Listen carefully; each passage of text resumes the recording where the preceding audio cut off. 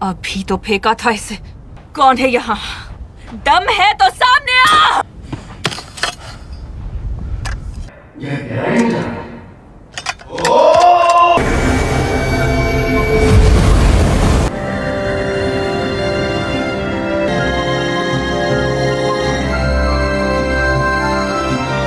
हिले तो तुम्हें मार दूंगी।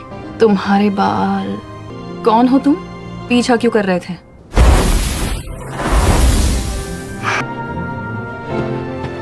कहा था ना हिले तो मार दूंगी। पहचान लिया, वही मिट्टी की खुशबू, वही इंसान जिसकी वजह से मैं कैद हुआ। अभी आंखों में घुस जा। कौन है ये नमूना? ये नमूना किसका नाम है? मेरा नाम नमूना नहीं है, मैं तो एक जीनी हूँ। मेरा नाम है इब्लिस।